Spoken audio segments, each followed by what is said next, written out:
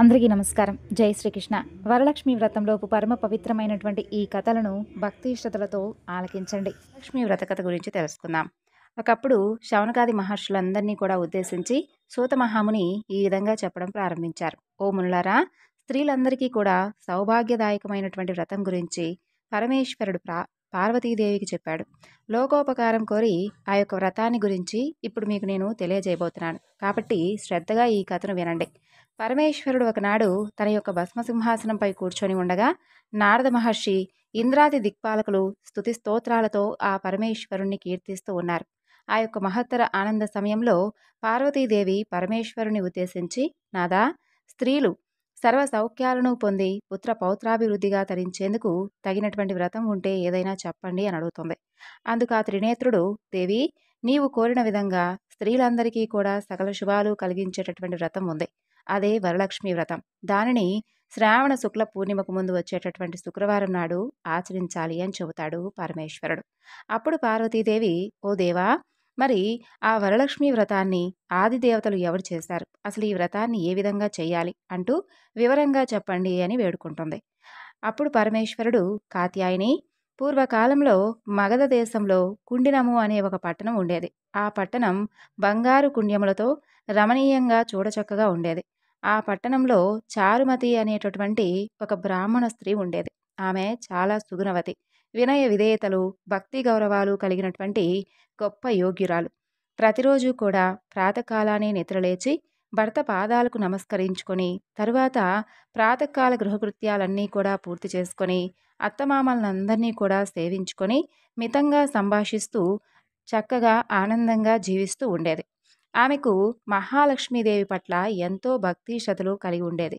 అయితే ఒకనాడు మహా ఇల్లాలైనటువంటి ఆ చారుమతికి కలలో వరలక్ష్మీదేవి ప్రత్యక్షమై ఇలా చెప్తుంది. ఓ చారుమతి, నేను వరలక్ష్మీదేవిని. నీ నడవడిక చూసి నాకు నీ మీద అనుగ్రహం కలిగి నీకు ప్రత్యక్షమయ్యాను. శ్రావణ మాసంలో శుక్లపక్ష పూర్ణిమకు ముందు వచ్చేటటువంటి శుక్రవారం రోజు నువ్వు నన్ను పూజిస్తే నీకు కోరినటువంటి వరాలను ఇస్తానంటూ ఆ విధంగా ప్రత్యక్షమైనటువంటి అమ్మవారిని చూసి ఎంతో మురిసిపోయినటువంటి చారుమతి కలలోనే వరలక్ష్మీదేవికి ప్రదక్షిణా నమస్కారములు చేసి, నమస్తే సర్వలోకానాం జనన్యే పుణ్యమూర్తయే శరణ్యే త్రిజగద్వంద్యే విష్ణు వక్షస్థలాలయే అంటూ అనేక విధాలుగా తల్లిని స్తోత్రం చేస్తుంది. ఓ జగజ్జనని, నీ కటాక్షంబు కలిగితే జనులందరూ కూడా ధన్యులవుతారమ్మా, విద్వాంసులవుతారు, సకల సంపన్నులవుతారు. నేను పూర్వజన్మలలో చేసుకున్నటువంటి పూజాఫలం వలన నీ దర్శన భాగ్యం నాకు కలిగింది తల్లి అని అనగా వరలక్ష్మీదేవి ఎంతో సంతోషిస్తుంది. ఆ వెంటనే చారుమతికి మెలకువ వచ్చి 4 వైపులా చూస్తే వరలక్ష్మీదేవి ఆమెకు కనిపించలేదు. అప్పుడు ఆమెకు అర్థమవుతుంది తాను కలగన్నానని. వెంటనే భర్తను, అత్తమామలను లేపి ఆమెకు వచ్చినటువంటి స్వప్నం గురించి చెప్పగానే వారందరూ కూడా చాలా సంతోషిస్తారు. ఈ స్వప్నం చాలా ఉత్తమమైనది. దేవి యొక్క ఆనతి ప్రకారం నువ్వు తప్పకుండా ఈ వ్రతాన్ని చెయ్యాలి అని చెబుతారు. అలా చారుమతి తన ఇరుగు పొరుగు ఉన్నటువంటి స్త్రీలందరికీ కూడా ఈ వ్రతం గురించి, అమ్మవారు కలలో సాక్షాత్కరించినటువంటి విధానం గురించి చెబుతుంది. వారందరూ చారుమతి అంతా కలిపి ఎంతో ఉత్కంఠతో శ్రావణ మాసం ఎప్పుడొస్తుందా అంటూ ఎదురు చూస్తూ ఉంటారు. అలా వారు ఎంతో ఎదురు చూసినటువంటి ఆ పౌర్ణమి ముందు శుక్రవారం రోజు రానే వస్తుంది. ఈ రోజే కదా వరలక్ష్మీదేవి చెప్పినటువంటి రోజని చెప్పి ఎంతో ఉత్సాహంతో చారుమతి అలాగే మొదలైనటువంటి స్త్రీలందరూ కూడా పూజ కోసం ఉపక్రమిస్తారు. ప్రాతకాలమే లేచి తలారా స్నానం చేసి పట్టుబట్టలను కట్టుకుంటారు. చారుమతి ఇంట్లోకి అందరూ చేరుకుంటారు. అక్కడ ఒక ప్రదేశంలో గోమయంతో అలుకుతారు. ఒక మండపం ఏర్పాటు చేస్తారు. దాని మీద ఒక ఆసనం వేస్తారు. ఆ ఆసనం పైన కొత్త బియ్యం పోసి మర్రి చిగుళ్ళు, మామిడాకుల అలంకారాలతో కలశాన్ని ఏర్పరుస్తారు. అందులోకి వరలక్ష్మీదేవిని ఆవాహనం చేస్తారు. అలా చారుమతితో పాటు మొదలైనటువంటి స్త్రీలందరూ కూడా ఎంతో భక్తి శ్రద్ధలతో అమ్మవారి పూజను చేసుకుంటారు. పద్మాసనే పద్మకరే సర్వలోకైక పూజితే నారాయణ ప్రియే దేవి సుప్రీత భవ సర్వదా అంటూ అమ్మవారికి చక్కగా శ్లోకం చెప్పుకుంటూ ధ్యానావాహనాది షోడశోపచార పూజను చేసుకుంటారు. 9 సూత్రాలు కలిగినటువంటి తోరాన్ని కుడి చేతికి కట్టుకుంటారు. వరలక్ష్మీదేవికి అనేక రకాలైనటువంటి పిండి వంటలు చేసి నైవేద్యంగా పెడతారు. తర్వాత ప్రదక్షిణం చేస్తూ ఉండగా ఆ స్త్రీలందరికీ కూడా గల్లు గల్లుమంటూ శబ్దం వినిపిస్తుంది. వెంటనే తమ కాళ్ళను చూసుకుంటే గజ్జలతో పాటుగా మొదలైనటువంటి ఆవరణాలు కనిపిస్తాయి. అలా చారుమతితో పాటు మొదలైనటువంటి స్త్రీలందరూ కూడా వరలక్ష్మీదేవి యొక్క కృపాకటాక్షాలు కలిగాయని చెప్పి ఎంతో మురిసిపోతారు. తరువాత రెండో ప్రదక్షిణం చేయగానే చేతులకు దగదగలాడేటటువంటి నవరత్నాలతో కూడినటువంటి కంకణాలు మొదలైనటువంటి ఆభరణాలు కనిపిస్తాయి. ఇంకా వాళ్ళ ఆనందం ప్రత్యేకించి చెప్పేదే ఉంది. మూడో ప్రదక్షిణం పూర్తి కాగానే ఆ స్త్రీలందరూ కూడా సర్వభూషాలంకృతులవుతారు. చారుమతితో పాటు మొదలైనటువంటి స్త్రీలందరి ఇళ్ళన్నీ కూడా స్వర్ణమయమవుతాయి. ఆ విధంగా వారందరికీ కూడా రథగజ తురగ వాహనాలన్నీ కూడా ప్రసాదింపబడతాయి. చారుమతి ఇంటి నుండి ఆ స్త్రీలను తీసుకుని వెళ్ళడానికై వారి వారి ఇళ్ల నుండి గుర్రాలు, ఏనుగులు, రథాలు, బండ్లు వస్తాయి. ఆ స్త్రీలు చారుమతి కలిసి వారి చేత శాస్త్ర ప్రకారంగా చేయించబడినటువంటి ఆ పూజ చేసినటువంటి బ్రాహ్మణోత్తముడికి గంధం, పుష్పం, అక్షింతలతో పూజించి 12 కొడుగులు వాయనమిచ్చి దక్షిణ తాంబూలాలిచ్చి నమస్కరిస్తారు. ఆ బ్రాహ్మణుడు వారిని ఆశీర్వదిస్తాడు. వరలక్ష్మీదేవికి నైవేద్యంగా పెట్టినటువంటి పిండి వంటలను బంధుమిత్రులందరితో పాటు తిని తమ కోసం వచ్చినటువంటి గుర్రాలు, ఏనుగులు ఇలా మొదలైనటువంటి వాహనాల్లో వారి ఇళ్లకు బయలుదేరి వెళతారు. అలా వారు త్రోవలో చారుమతి యొక్క భాగ్యం గురించి, తమ భాగ్యం గురించి ముచ్చటించుకుంటూ వెళ్తారు. లక్ష్మీదేవే తనంతట తానే స్వప్నంలో వచ్చి ప్రత్యక్షమవడం అంటే మాటలా చెప్పండి. చారుమతి నిజంగా ఎంత అదృష్టవంతురాలో అని అనుకుంటారు. అలా చారుమతికి ప్రత్యక్షమైనటువంటి విధానం తన మటుకే దాచుకొని తను ఒక్కటే పూజించుకోకుండా తమందరికీ కూడా చెప్పి తమకు కూడా ఇంతటి సౌభాగ్యం కలగజేసినటువంటి ఆ చారుమతి గొప్ప పుణ్యాత్మురాలని చెప్పి, అలాంటి ఆమె పరిచయం కలిగినటువంటి తామందరం కూడా గొప్ప భాగ్యవంతులం అని చెప్పుకొని వారందరూ కూడా మురిసిపోతూ ఉంటారు. అప్పటి నుండి చారుమతితో సహా వారందరూ కూడా క్రమం తప్పకుండా ప్రతి సంవత్సరం ఆ పూజ చేసుకుంటూ పుత్ర పౌత్రాభివృద్ధి కలిగి ధనకనక వస్తు వాహనాలను కలిగి సుఖ సంతోషాలతో ఉంటారు. కాబట్టి ఓ పార్వతి, ఈ యొక్క ఉత్తమమైనటువంటి వ్రతాన్ని కనుక చేస్తే, అలా ఎవరైతే వ్రతకథను చెప్తే వారికి కూడా, చేయించిన వారికి, వ్రతకథను విన్నవారికి, వ్రతాన్ని చూసిన వారికి, అలాగే ఈ వ్రతకథను ఎవరికైనా వినిపించిన వారికి సర్వ సౌభాగ్యాలు కలిగి వారి జీవితం శుభంగా ఉంటుంది. ఈ కథను విన్నవారికి, చదివిన వారికి కూడా వరలక్ష్మి ప్రసాదం వలన సకల కార్యాలు సిద్ధిస్తాయని చెబుతాడు పరమేశ్వరుడు. ఇక సూత మహాముని శౌనకుడితో పాటు మొదలైనటువంటి వారందరితో కలిపి, ఓ మునులారా, విన్నారు కదా, చారుమతి ఎదుటివారి మంచి కూడా ఏ విధంగా కోరుకుందో, ఎదుటి మనిషికి మంచి కలగాలని ఎవరైతే కోరుకుంటారో అమ్మవారు ఇంకా ఇంకా ప్రసన్నురాలై మీరు కోరకుండానే మీకు మంచి చేస్తుంది అని చెబుతాడు. కాబట్టి మునులారా, పరమేశ్వరుడు పార్వతీదేవికి ఉపదేశించినటువంటి ఈ యొక్క వరలక్ష్మి వ్రత విధానాన్ని సవిస్తారంగా మీ అందరికీ వివరించాను. ఈ కథ విన్నా, ఈ వ్రతం చేసినా చూసినా అదంతా కూడా సకల సౌభాగ్యాలను, సిరి సంపదలను, ఆయుర ఆరోగ్య ఐశ్వర్యాలను సిద్ధించేలా చేస్తుందంటూ సూత మహాముని చెప్పినటువంటి వరలక్ష్మీదేవి యొక్క వ్రతకథ. ఈ కథంతా విన్న తరువాత అక్షంతలను శిరస్సుపై వేసుకోవాలి. తరువాత ముత్తైదువులందరికీ కూడా తాంబూలాలు పంచాలి.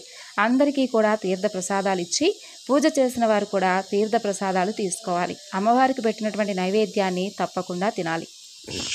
ఇక ఈ రోజున అమ్మవారు చేసినటువంటి కొన్ని లీలల గురించి తెలుసుకుందాం. పూర్వం రామాపురం అనే గ్రామంలో కృష్ణశర్మ అనే ఒక మహాపండితుడు ఉండేవాడు. అతను పౌరోహిత్యం నిర్వహించుకుంటూ ప్రతి నెలా కూడా ఊరి దేవాలయంలో కళ్యాణోత్సవాలు జరిపిస్తూ ఉండేవాడు. ఊరి వారిచ్చేటటువంటి కట్న కానుకలతో జీవితం అంతా కూడా సాఫీగా గడిచిపోతూ ఉండేది. అయితే కృష్ణశర్మ ప్రతిరోజు ఉదయం 2 గంటల సేపు ఎన్నో స్తోత్రాలు చదువుతూ ఉండేవాడు. లక్ష్మీనారాయణులను నిత్యము కూడా శ్రద్ధతో అర్చిస్తూ ఉండేవాడు. అతనికి 2 కుమార్తెలు, విజయ, వనజ. కొంతకాలానికి విజయకు వివాహ వయసు వచ్చి వరుడు కోసం ప్రయత్నాలు మొదలు పెడతాడు.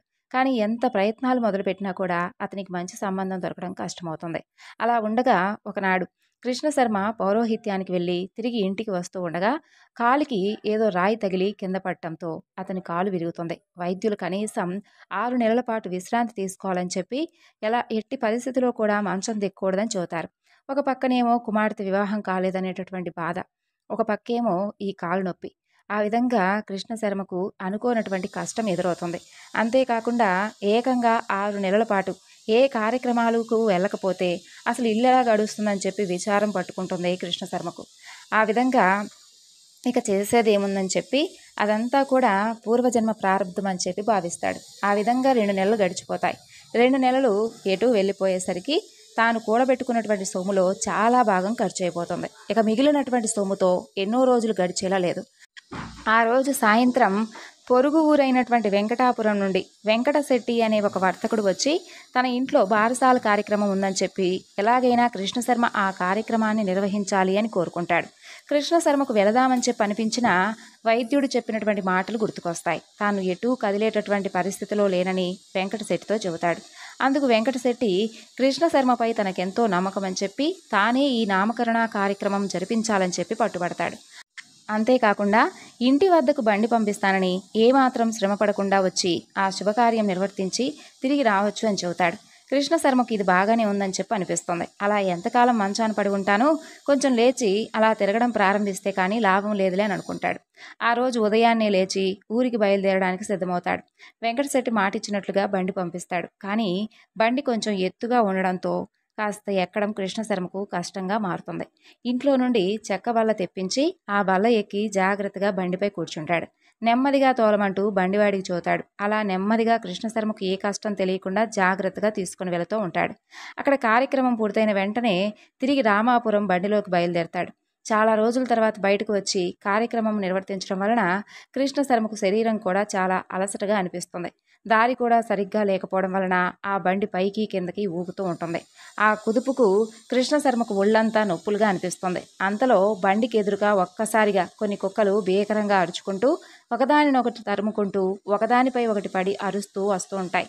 ఒక్కసారిగా జరిగినటువంటి ఆ యొక్క పరిణామానికి ఎడ్లు బెదిరిపోయి అలా పరిగెత్తడంతో బండి కాస్త అదుపు తప్పుతుంది. దానిలో కూర్చున్నటువంటి కృష్ణశర్మ ఒక్క ఉదుటిన ఆ బండి నుండి కింద పడతాడు. ఆ పడడంతో ఇప్పుడిప్పుడే కోలుకుంటున్నటువంటి ఆ కాలికి తిరిగి మరలా దెబ్బ తగిలి బాధతో విలవిలలాడిపోతాడు. ఒక్కసారిగా జరిగినటువంటి ఆ పరిణామానికి బండివాడు కూడా నివ్వెరపోతాడు. ఎడ్లను నెమ్మదిగా వీపుపై దువ్వి బండిని ఒక పక్కగా ఆపి కృష్ణశర్మ వద్దకు వస్తాడు. విపరీతమైనటువంటి నొప్పితో బాధపడుతున్నటువంటి కృష్ణశర్మను తిరిగి బండిలో కూర్చోబెట్టడానికి ప్రయత్నిస్తాడు. కానీ కృష్ణశర్మ ఎంతో నొప్పితో విలలాడిపోతూ ఏమాత్రం కదిలేటటువంటి పరిస్థితిలో లేడు. బండివాడికి ఏం చేయాలో పాలుపోదు. అంతలో సన్నగా వానజల్లు కూడా ప్రారంభమవుతుంది. కృష్ణశర్మ బాధ అయితే వర్ణనాతీతం. అదృష్టం కొద్దీ అటుగా 2 రైతులు వస్తారు. వారి సహాయంతో బండివాడు కృష్ణశర్మ నెమ్మదిగా బండి లోపల కూర్చోబెడతాడు. భూలోకంలో జరుగుతూ ఉన్నటువంటి ఇదంతా కూడా వైకుంఠంలో ఉన్నటువంటి లక్ష్మీనారాయణులు గమనిస్తూ ఉంటారు. కృష్ణశర్మ పడుతున్నటువంటి కష్టాలు చూసి జగన్మాత అయినటువంటి మహాలక్ష్మీదేవి తల్లి యొక్క హృదయం ద్రవించుకుపోతుంది. ఆ యొక్క ప్రియవల్లభుడైనటువంటి శ్రీమన్నారాయణుల వారితో ఇలా అంటుంది, స్వామి, ఆ కృష్ణశర్మను చూడండి, తన యొక్క దీన పరిస్థితిని చూడండి, పాపం ఎందుకు అతనికి ఇన్ని బాధలు పడేలా చేస్తున్నారు? ప్రతినిత్యము కూడా మనల్నే సేవిస్తూ ఉంటాడు కదా అతను, ఇలా ఎంతకాలం ఈ బాధలు అతని పరిస్థితి చూస్తుంటే నాకు జాలి వేస్తుంది స్వామి అని అంటుంది. అప్పుడు శ్రీహరి తన ప్రియసఖితో ఇలా అంటాడు, ప్రియసఖి, మానవులు తమ తమ పూర్వజన్మ పాపపుణ్యాల ఫలంగా సుఖదుఖాలను అనుభవిస్తారు. పూర్వజన్మ కర్మఫలం పూర్తవగానే కృష్ణశర్మకు తప్పకుండా మంచి రోజులు వస్తాయి. సమస్యలన్నీ తీరి సుఖంగా జీవిస్తాడని చెబుతాడు. అప్పుడు ఆ తల్లి ఇలా చెబుతుంది, ఏం సుఖం స్వామి, కుమార్తెల వివాహం ఇంకా కాలేదు. వారికి యుక్త వయసు దాటిపోతుంది. కాలునొప్పి పూర్తిగా తగ్గకముందే తిరిగి మరలా ఇప్పుడు ఇలా జరిగింది. ఎప్పటికి పూర్తిగా కోలుకుంటాడో కదా అని అంటుంది. ఓ దేవి, త్వరలోనే అతని కష్టాలన్నీ కూడా తీరిపోతాయి. నీవేమీ చింతించనవసరం లేదు. నీ మనసు నాకు తెలుసు కదా. నీ బిడ్డల బాధ నువ్వు అస్సలు చూడలేవు. ఆ సంగతి నాకు తెలియనిది కాదు కదా. కృష్ణశర్మ పూర్వజన్మ కర్మఫలం ఇంకా పూర్తి కాలేదు. కొన్ని రోజుల్లో అదంతా కూడా పూర్తయి అతనికి మంచి రోజులు రాబోతున్నాయని చెబుతాడు. ఇక్కడ భూలోకంలో కృష్ణశర్మను బండిలో జాగ్రత్తగా కూర్చోబెట్టి ఆ బండివాడు అతన్ని రామాపురం తీసుకుని వచ్చి ఇంటి వద్ద జాగ్రత్తగా దింపుతాడు. జరిగిందంతా తెలుసుకుని కృష్ణశర్మ భార్య కుమార్తెలు ఎంతో బాధపడతారు. ప్రతినిత్యము కూడా లక్ష్మీనారాయణను కొడిచేటటువంటి తమ కుటుంబానికి అసలు ఈ కష్టాలు ఏమిటి అని ఎంతో బాధపడతారు. తర్వాత వైద్యుడు వచ్చి కృష్ణశర్మను పరీక్షించి కొద్ది కొద్దిగా కోలుకుంటున్నటువంటి ఆ కాలు మరలా విరిగిందని చెప్పి ఇక ఎటువంటి పరిస్థితిలోనూ ఇల్లు కదలకూడదని చెప్పి వెళ్ళిపోతాడు. కృష్ణశర్మ ఎంతో బాధపడి ఈ కష్టాల నుండి తనకు అసలు ఎప్పుడు విముక్తి కలిగి తిరిగి మరలా మునుపటి రోజుల్లాగా ఉండగలనా అని చెప్పి భావించి ఏడుస్తూ ఉంటాడు. అలా కొన్ని రోజులు జరగగా కృష్ణశర్మ భార్య ఇందుమతి ఏదో తెలియనటువంటి అనారోగ్యంతో మంచం పడుతుంది. తల్లిదండ్రులిద్దరూ కూడా మంచాల పాలడంతో ఆ కుమార్తెల పరిస్థితి వర్ణనాతీతం. లోకంలో ఉన్నటువంటి కష్టాలన్నీ కూడా తమకే వచ్చాయని భావిస్తారు. వైకుంఠంలో శ్రీమన్నారాయణుల వారికి సపర్యలు చేస్తున్నటువంటి మహాలక్ష్మీదేవి బాగా కోపం తెచ్చుకొని తన పెనివిడితో ఇలా అంటుంది, ఓ నాదా, అసలు ఏమిటి వైపరీత్యం? కృష్ణశర్మ మంచం పట్టి బాధపడుతూ ఉంటే ఆయన భార్య ఇందుమతికి కూడా అనారోగ్యం రావడం ఏమిటి? ఎందుకు అసలు వారికి అన్ని బాధలు? ఆ కుటుంబం పడుతున్నటువంటి బాధలు నేను ఇక చూడలేకపోతున్నాను. మనమంటే వారికి ఎంత అపరిమితమైనటువంటి భక్తి, ఇకనైనా వారిని కరుణించరాదా అంటుంది. అప్పుడు శ్రీహరి మహాలక్ష్మితో ఇలా అంటాడు, ఓ దేవి, నీ కోపాన్ని నేను అర్థం చేసుకోగలను. వారు నిజంగానే మన ప్రియభక్తులనేది వాస్తవమే. కానీ వారి పూర్వజన్మ కర్మఫలం ఇంకా పూర్తి కాలేదు. అది అయిన తర్వాత సుఖంగా వారు జీవించే రోజులు వస్తాయని చెప్పాను కదా అని అంటాడు. ఆ మాటలకు జగన్మాత, స్వామి, మీరు చెప్పింది బాగానే ఉంది, కానీ ఆ రోజులు వచ్చే వరకు అసలు ఈ కుటుంబం బ్రతికుంటుందా అని అంటుంది.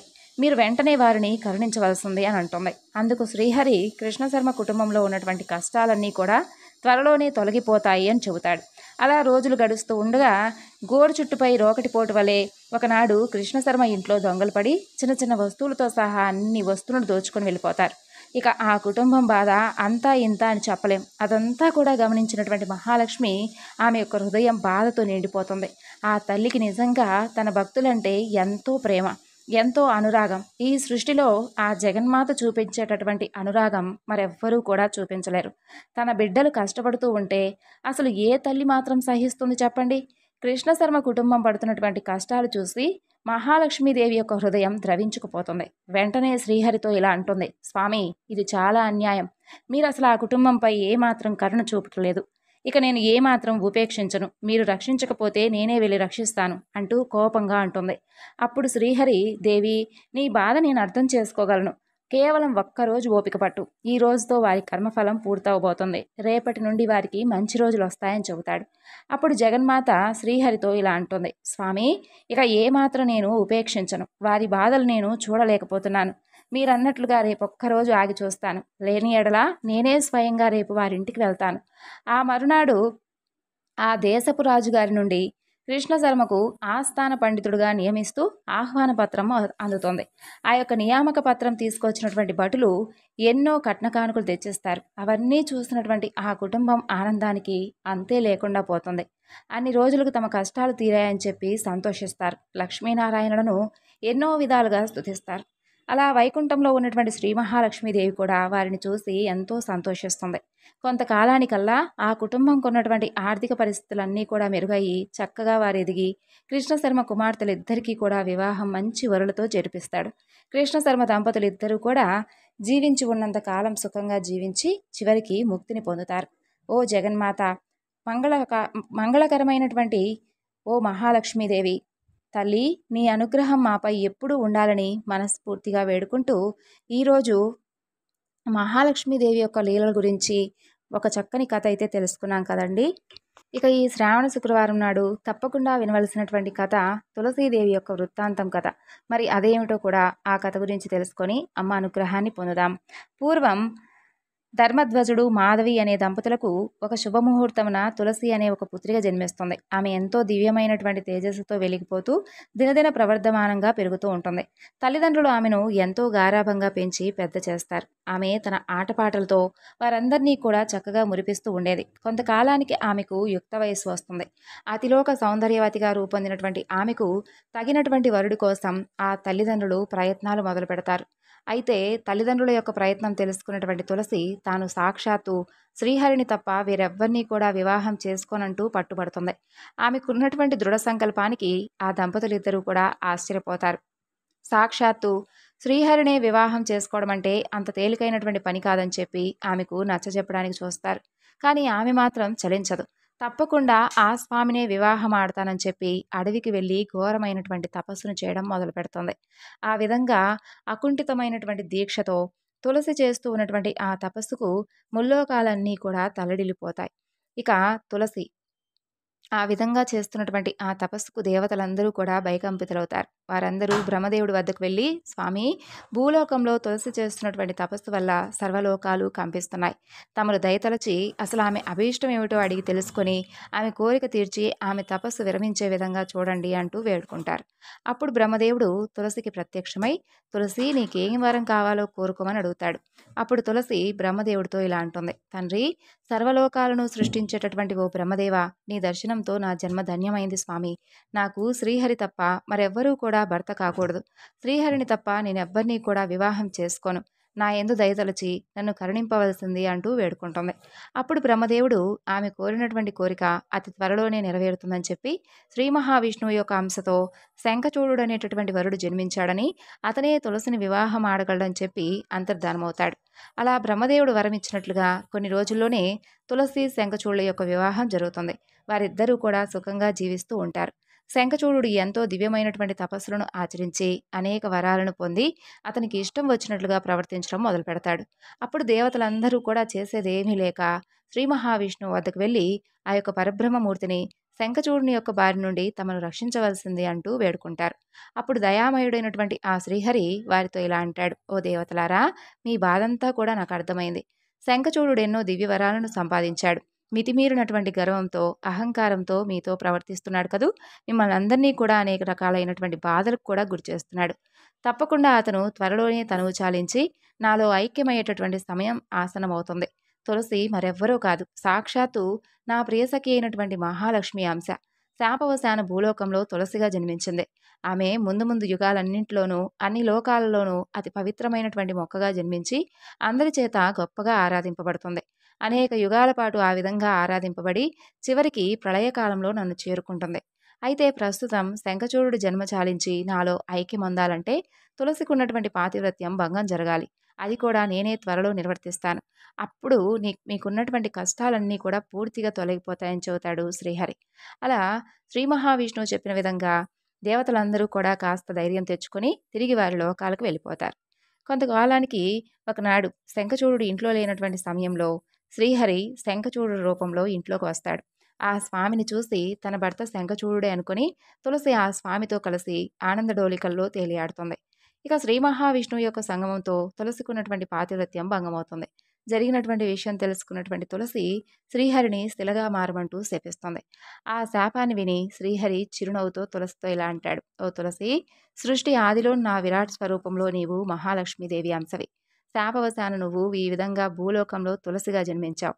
నన్ను ఎప్పుడూ విడిచి ఉండనని చెప్పి, నన్ను తప్ప ఎవరెవ్వరినీ కూడా వివాహం ఆడనని చెప్పి ప్రతిజ్ఞ చేశావు. అందుకే నా అంశతో జన్మించినటువంటి శంఖచూడుడు నీకు భర్త అయ్యాడు. ఇక శంఖచూడుడు నాలో ఐక్యమయ్యేటటువంటి సమయం రాబోతుంది. నీవు తులసిగా జన్మించినప్పటికీ కూడా నా ప్రియసఖివే కాబట్టి నా సంగమంతో నీకున్నటువంటి పాతివ్రత్యం ఏమీ భంగం కలగలేదు. నీ శాప ప్రభావాన నేను గండకీ నదిలో సాలగ్రామంగా శిలారూపాన్ని పొందుతాను. నీవు నన్ను దాచుకునేటటువంటి గండకీ నదివి కాగలవు. నన్ను సాలగ్రామ రూపంలో ఎవరైతే అర్చిస్తారో వారికి సర్వశుభాలు చేకూరేలా చేస్తాను. సాలగ్రామ ఆరాధన నాకు అత్యంత ప్రీతికరం కాగలదు అని చెబుతాడు.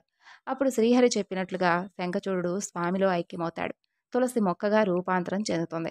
సాక్షాత్తు మహాలక్ష్మీదేవి యొక్క అంశ అయినటువంటి తులసి మొక్క ఎంతో మహిమాన్వితమైంది. తులసి ఆరాధన సర్వ సౌభాగ్యాలు కలిగించేలా చేస్తాయి. సర్వ ఐశ్వర్యాలు సిద్ధిస్తాయి. ఇక ప్రాతకాలంలో ఎవరైతే నిద్రలేస్తారో లేచిన వెంటనే తులసి మొక్కను దర్శిస్తే ముల్లోకమందలి పుణ్యతీర్థాలలో స్నానమాచరించినంత ఫలితం దక్కుతుంది. ఎవరైతే ఉదయాన్నే తులసి మొక్కకు నమస్కరిస్తారో వారికి సాక్షాత్తు లక్ష్మీనారాయణకు నమస్కరించినంతటి ఫలితం దక్కుతుంది.